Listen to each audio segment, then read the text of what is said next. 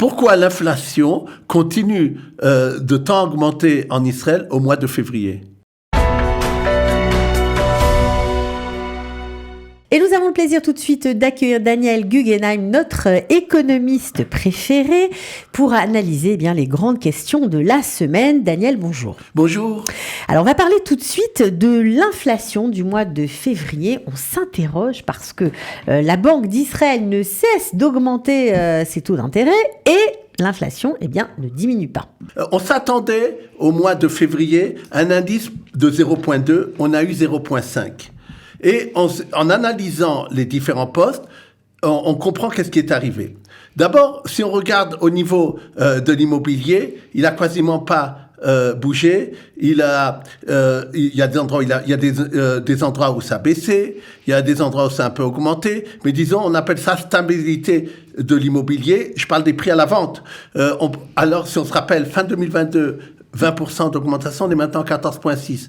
On voit cette baisse de 5-6% que j'avais parlé, elle existe, elle est confirmée par les prêts hypothécaires qui sont beaucoup moins grandes, et surtout, elle va continuer, je dis ça à tout le monde, et c'est ce que les économistes disent, combien on ne sait pas, on table au moins encore sur chèque à 5% cette année, donc c'est pas à cause de l'immobilier, en tout cas, même donc c'est pas à cause de l'immobilier. Que l'inflation augmente. Voilà. Une dernière chose, qui ont augmenté de 7%, mais ça, c'est pas quelque chose de nouveau.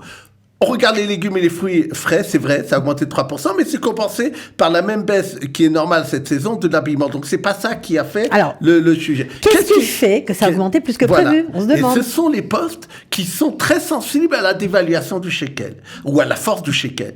Et donc, par exemple, lorsqu'on va à l'étranger, on achète des services. On paye un billet, on achète des services d'hôtel et d'autres choses du tourisme. Ça, c'est un poste assez important dans l'indice parce qu'apparemment, les gens utilisent souvent d'aller à l'étranger. Et ça a augmenté fortement, ça a augmenté de 2%. Et donc, ça, c'est uniquement dû à la faiblesse du shekel que en un mois, il a continué à dévaluer. On le sait, il est maintenant, le dollar a été au-dessus de 3,60. On sait que l'euro approche les 4 shekels. Et ça, effectivement, c'est ça, en vérité, qui a pesé sur l'inflation. Mais je voudrais dire encore une remarque à ce sujet. La semaine dernière, j'étais à Berlin pour garder mes petits-enfants. Et on me dit là-bas que les prix de première consommation ont énormément augmenté de 25% et en quelques mois. Donc, c'est pas seulement ce que vous voyez en Israël. Au contraire, en Israël, je dirais, l'inflation est moindre que dans bien d'autres pays. J'ai entendu aujourd'hui l'Angleterre 10%. Donc, Israël fait mieux.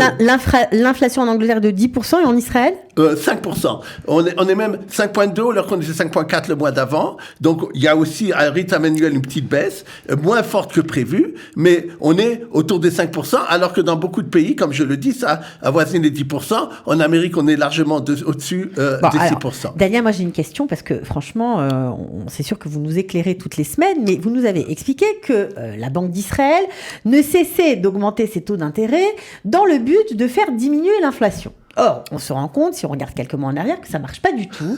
Et donc, on commence quand même un petit peu à s'inquiéter. Et quand on écoute les grands économistes de notre temps, je pense à Jacques Attali, que j'ai eu le plaisir d'écouter cette semaine, il a expliqué que ce n'était pas du tout la solution et que ce n'était pas comme ça qu'on allait réguler l'inflation. Parce qu'on n'est pas les seuls à faire ça, mais ça ne marche pas du tout.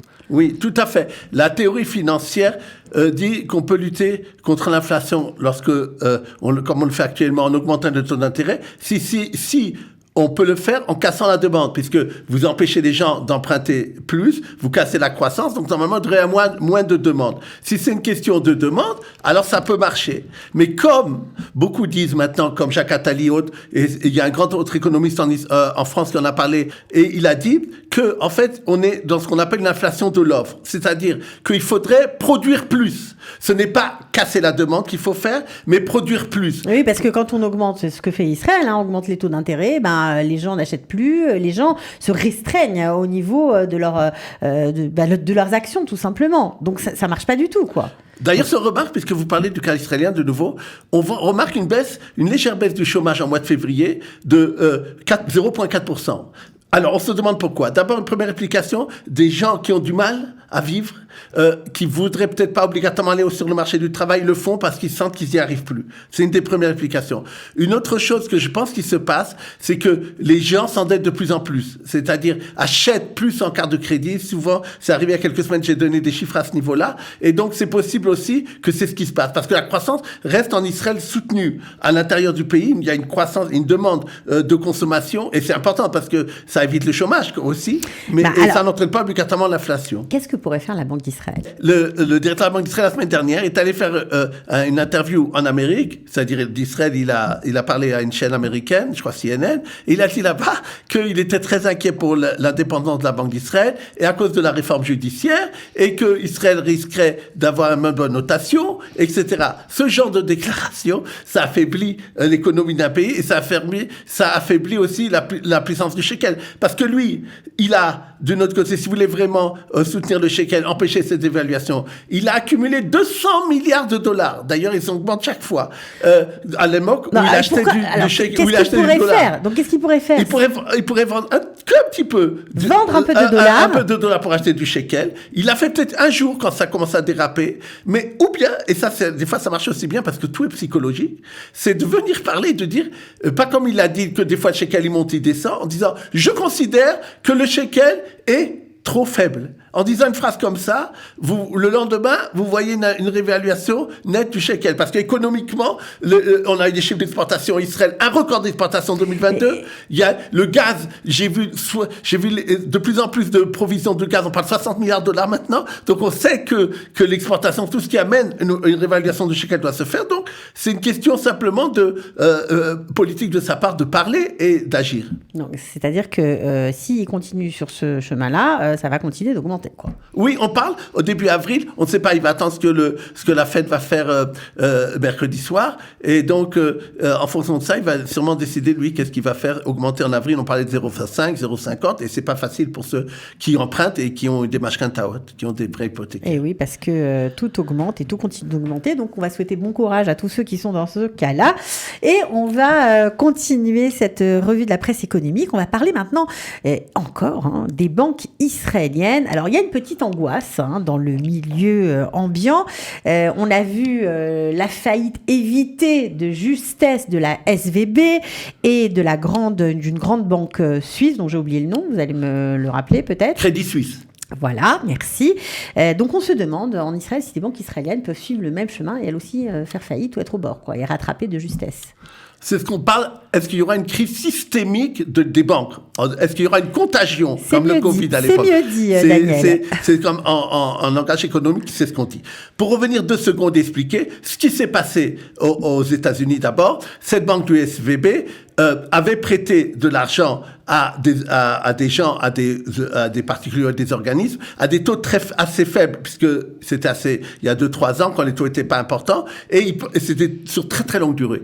Donc vu que les taux augmentaient tellement, ils se sont dit non, on veut plus rembourser. C'est de très très longue durée, et en général, les gens remboursaient par anticipation. Exactement. Et là, ça s'est plus fait parce qu'il n'y avait plus aucun intérêt. Pourquoi? Parce que les taux étaient trop hauts, et donc rembourser à taux hauts, ils préféraient attendre la fin de leur emprunt. D'accord. Maintenant, il y a une erreur de la banque SVB qui a été faite, c'est de pas avoir prévu un plan de liquidité. C'est-à-dire dans un cas comme ça, où on a des risques tellement importants, on fait ce qu'on appelle des assurances, on paye à d'autres banques une prime en disant, si j'ai un problème de liquidité pour raison hausse, personne ne le saura, je te demande la liquidité tant et tant, et moi je te paye maintenant une prime pour ça. Ça n'a pas été fait, et ça a été une erreur fondamentale, et c'est évident. Et il y a des Israéliens qui se sont fait avoir. Bien sûr. Beaucoup. Oui, on a beaucoup parlé de ça, oui, bien sûr, parce qu'il est surtout dans la high-tech. Dans la high-tech, bien sûr. Ce qui se passe, c'est qu'il y a 200 banques aux États-Unis maintenant, qu'on appelle les banques régionales, qui sont pas en bon état. Et on dit d'ailleurs que la Fed qui va prendre la décision ce soir pour le taux d'intérêt, très proche de ce qu'on appelle le taux qui casse tout le marché financier. Parce que s'il va à 6%, on dit, tout va faire faillite. D'abord le marché financier, c'est-à-dire les banques, et après, bien entendu, comme ça s'est passé dans les années 29, c'est l'angoisse aujourd'hui, Daniel, c'est angoissant. Au contraire, non, ça veut dire, il faut espérer. En plus, c'est intéressant parce que vous me dites souvent en antenne, ils font un truc à droite et la gauche ne fait pas la même chose. Ça veut dire que les banques centrales, d'un côté, font des restrictions sur leur bilan et d'un côté, doivent sauver après les banques, et donc ça les oblige à faire marcher la planche à billets qui est, je ne vais pas expliquer ici, qui est inflationniste, parce qu'il y a plus de liquidité sur le marché. C'est des centaines de milliards de dollars qu'elle doit faire et qu'elle sera amenée à faire. C'est comme ça que la Fed a sauvé ces deux banques-là, et la SVB Banque et la Suisse, c'est la Banque même Suisse, chose aussi. en faisant marcher Voilà. la planche à billets, et donc plus de liquidité sur le marché, donc complications, etc. etc.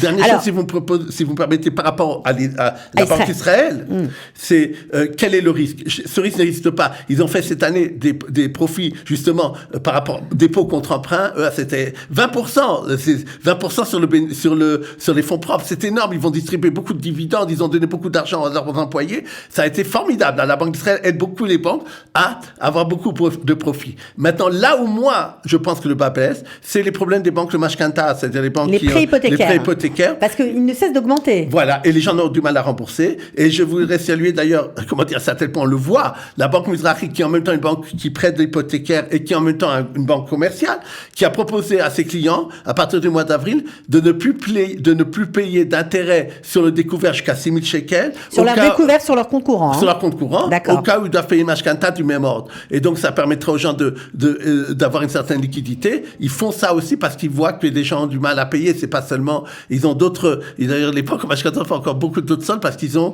d'autres actions, ils ont une peur de ça. Okay. Et ça, il y a 500 milliards de shekels. Et ça, c'est mon inquiétude, mais j'espère que ça se réalisera pas. D'accord. Alors justement, puisqu'on parlait des prêts hypothécaires, il y a un autre sujet qui est très important et tout à fait dans l'actualité, qui touche tous les ménages israéliens. Faut-il louer, Daniel, attention, c'est une question très importante à laquelle il ne faudra pas donner une mauvaise réponse, ou faut-il acheter? Alors, la presse économique israélienne a publié une étude sur plusieurs années, sur beaucoup de temps, montrant que d'abord, du point de vue des 10 dernières années, les prix de location augmentent beaucoup moins que les prix de l'immobilier lui-même. C'est-à-dire, dans les 10 dernières années à peu près, les prix de vente de l'immobilier ont augmenté de 100%. Or, les prix de location ont augmenté que de 37%. Donc, c'est beaucoup moins. Maintenant, ce qui se passe, c'est que les gens regardent la dernière année. C'est vrai que la dernière année, les prix de location ont beaucoup augmenté. Et donc, les gens se disent psychologiquement, c'est vraiment plus rentable d'acheter que ça augmente plus vite, mashkanta, que de ça. Mais il faut comprendre les gens, puisque parfois, on loue un appartement pour 1 an ou 2 ans, et puis on sait que de toute façon, tous les ans, ça va augmenter. Donc, à un moment, il y a un seuil où la personne ne peut pas s'engager sur un seuil qui va augmenter tout le temps, un loyer qui va augmenter sans cesse. C'est compliqué. 2 réponses à ça. D'abord, si c'est le même locataire et le même propriétaire, il n'y a pas cette chose qui vient de se préparer. Ça veut dire que c'est seulement les grandes doses qu'on a vues l'année dernière et les 7% dont j'ai parlé dans le sujet sur l'inflation, c'était quelque chose concernant des nouveaux locataires. Maintenant, personne n'interdit à un locataire de venir chez son propriétaire et dire comme ça, au début fin de contrat, écoute, moi, je me suis donné, maintenant prêt à donner un peu plus, ou une certaine, qui te permettra d'avoir une assurance, mais je veux avoir un contrat pour 5 ans. Et ça se fait. Et ça peut se faire. Ils disent dans la presse financière que ça peut se faire. Et donc, je vois souvent, parce que d'un côté, après le propriétaire, vous savez, les gens regardent toujours les locataires qui ne trouvent pas. Moi, je vous dis, il y a beaucoup de propriétaires qui n'ont pas de locataires, que pendant plusieurs mois, ils restent sans trouver de locataire. Donc, ils ont acheté un appartement. Là, je m'en fous. J'ai 5 ans devant moi. D'accord. Et donc, il est 5 ans bouclé. Et donc, c'est une façon de faire. Mais, point de vue, il faut compter. Comme c'est vu maintenant, les taux de mashkanta ont tellement augmenté que, pour cette raison-là, ça devient encore moins favorable d'acheter maintenant. Maintenant, l'argent qu'on n'a pas... Maintenant, l'argent qu'on n'a pas, le fonds propre qu'on aurait dû mettre, les 25% en moins qu'on aurait dû mettre pour acheter, on peut le placer maintenant à des placements sûrs en Israël, dont je parle souvent, que ce soit les SICAV monétaires ou les dépôts dans les banques. Vous pouvez avoir maintenant du 4-5% sans problème. Et donc, c'est bien. Et attendre un peu, voilà. Et le capital va grossir. Et justement, pourquoi attendre un peu? Parce qu'on le voit maintenant, il y a sans arrêt, les prix d'immobilier depuis quelques mois baissent. Et on prévoit encore une baisse de ça, une baisse des prix. D'ailleurs, je vais vous dire, ils publient ça. Cet appartement vaut 1 million de shekels de moins qu'il y a 1 an.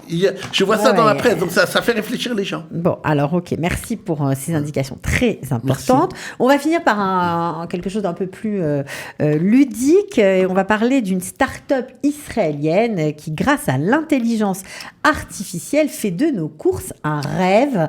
C'est Shopic. Oui. C'est important aussi pour moi de montrer que, au-delà de la grisaille, et vous dites, vous avez oui. de nouvelles, les startups israéliennes font des choses que dans tout le monde entier, et je suis surpris de voir ça, ils sont félicités et ils sont au-delà de ce qu'un pays comme le nôtre l'est. La Startup Nation est vraiment un bon mot. Cette société-là a reçu le prix de l'Institut RETA, qui est un institut européen très prestigieux qui fait des études sur les commerces de détail. Et elle a dit, voilà, l'accord qu'a fait cette société Shopic avec Supersal est un accord sur lequel je veux lui donner le prix 2022 sur intelligence artificielle et robotique. Qu'est-ce qu'elle a fait? D'habitude, quand les charrettes à marché que vous voyez dans les super sont des charrettes les qui caddies, sont spécialement... Les caddies, vous dites une charrette, mais c'est plutôt un caddie. Le caddie, oui, parce qu'on est produit à Gala. Alors, très bien que vous... le caddie. Et le caddie, d'habitude, c'est un caddie intelligent. Il a un code barre sur lui et il faut un pistolet, n'est-ce pas? Pour scanner les produits. On peut faire ça. Ça, c'est une chose. Ça existe. Mais c'est pas ça. Lui, qu'est-ce qu'il a fait, cette entreprise-là, qui est de 2019, d'ailleurs, qui est dans la périphérie, elle a fait la chose suivante. Elle a fait un appareil où il y a un écran qu'on fixe sur n'importe quel caddie. Et donc, ce point de vue c'est beaucoup moins un grand investissement d'ailleurs pour acheter ce produit-là plutôt que de faire exprès un caddie pour spécial. Ça. Donc là, c'est facile. Maintenant, qu'est-ce qui vous donne cette chose-là?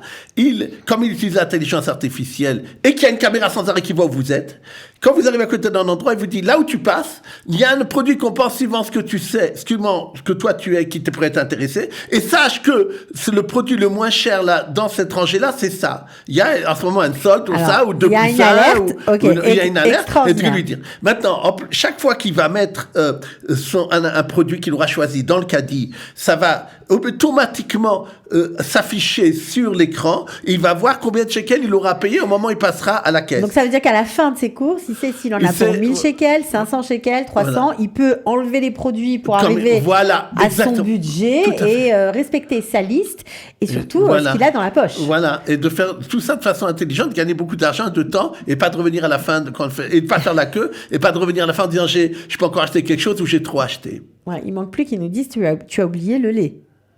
Ça, c'est possible qu'il le fasse aussi. C'est vrai. Je ne sais pas, j'ai pas vu le truc, mais c'est quelque chose de très, très intéressant. Et s'il a reçu ce prix, c'est que vraiment, ça va très loin et ça ira sûrement encore plus loin. En tout cas, c'était un plaisir de terminer par une bonne nouvelle israélienne. Voilà. Merci, Daniel. On se retrouve la semaine prochaine avec beaucoup de plaisir. Merci.